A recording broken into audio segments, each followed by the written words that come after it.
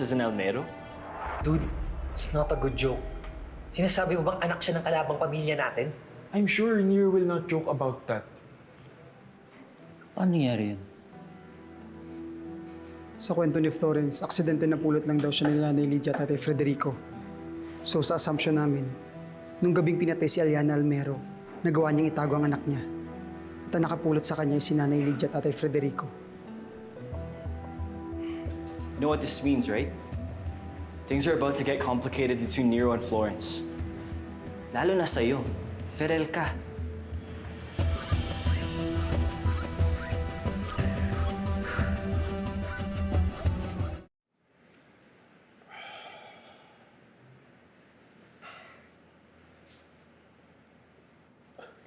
I'm sorry, Florence. But we have reason to believe na may kinalaman ng magulang mo sa pagkamatay ng tunay mong nanay na si Aliana. Our theory is na parte sila ng grupo na bumiktima sa inyo nung araw na yun. But somehow they could not do it. Something happened and they decided to keep you alive. Mali po yung iniisip niyo. Hindi yun magagawa ng nanay at tatay ko. Hindi po yun magagawa ng magulang ko. Lumaki po ako sa kanila. Kaya kung meron pong nakakakilala sa kanila, ako yun. At ako rin pong makakapagsabi na wala sila ginawang masama. Yung konti na meron po kami, lahat yun binibigay nila yun sa akin. Nagtitiis sila sa maliit na kama, ako po yung nakalagay sa malaking kama. Yung isusubo na lang nila na pagkain, binibigay po nila yun sa akin. Ultimong pag-aaral ko, mas gusto nila unahin kaysa sa sarili nila. Ang kasalanan lang po nila dito, inampo nila yung bata na akala nila inabandona na. Sabihin na natin na totoo yung sinasabi mo. Na wala silang kinalaman sa nangyari kay Aliana. Pero marami silang violations na na-commit.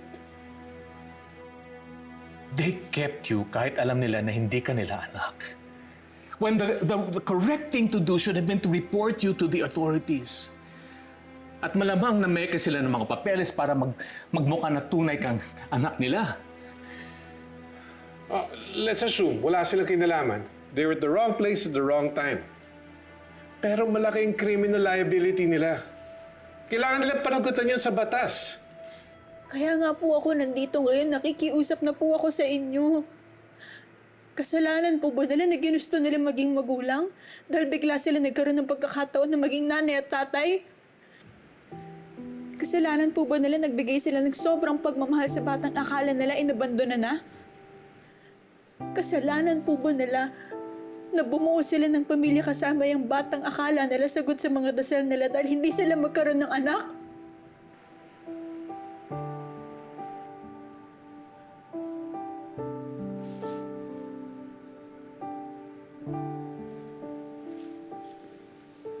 Oh, Florence. Oh, Florence. Stand up. Nagmamakaawa na po ako sa inyo. Alam kong may magagawa po kayo para tulungan yung nanay at tatay ko sa sitwasyong to. Gusto ko lang pong suklian yung pagmamahal na binigay nila sa akin mula bata po ako, mula nung nawala ako sa inyo. Kahit ano gagawin ko po para tulungan si nanay at tatay, para protektahan sila. Kaya parang awa niyo na po. Tulungan niyo akong protektahan sila.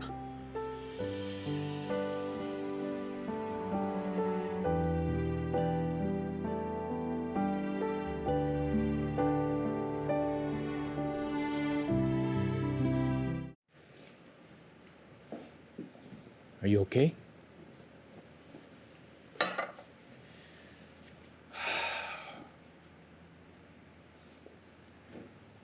I was feeling so bad imagining kung anong klaseng buhay ang kinalakihan mo.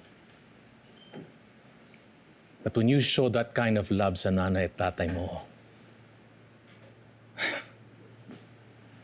I was reassured. For you to do that, mukhang pinalaki ka nga nila na may pagmamahal.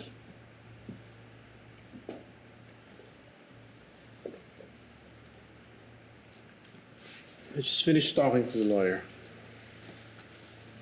Just gonna make some calls, sweep this all under the rug.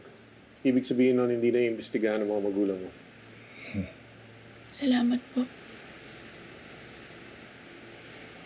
Florence, alam kong mahal na mahal mo ang nanay at tatay mo. But that doesn't change the fact na isa kang tunay na Almero. Look, I could never bring myself to get married again after nang mamatay ang mami mo. Ang ibig sabihin nun, ikaw ang nag-iisang tagapagmana ng lahat ng meron kami ng lola mo. Ano pong gusto niyong gawin ko? Kapalit ng pag-atras ng kaso laban sa nanay at tatay mo, dito ka titira sa bahay. At kakalimutan mo yung pagiging De La Cruz mo. Dahil mula ngayon, isa ka ng tunay na Almero.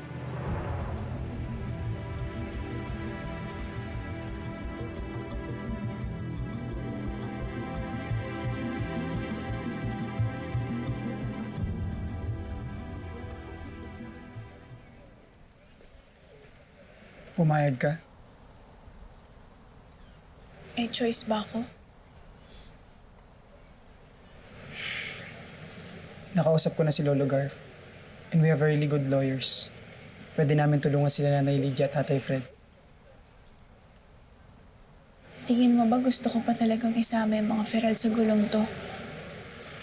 At base sa history ng pamilya nating dalawa, tingin ko hindi na magandang ma-involve kayo sa problema ko ngayon.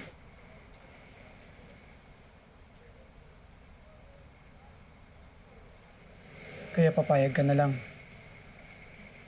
Papayag ka na lang na talikuran ang buhay mong kinagisnan. Palagay mo ba gusto ko to? Palagay mo ba hindi ako nahihirapan na magdesisyon tungkol dito? Pero ano bang magagawa ko? The moment na naging Almero ko, kailangan kong tanggapin na marami na talagang magbabago sa buhay ko. At hindi ko naman to hiniling para sa sarili ko eh. Ayoko ng komplikasyong to, Nero. Pero kailangan kong i-recognize. Dahil kahit anong gawin ko, hindi ko sila matatakasan. Kaya, Nero, sana maintindihan mo yung desisyon ko. Sana maintindihan mo na kailangan kong gawin ito.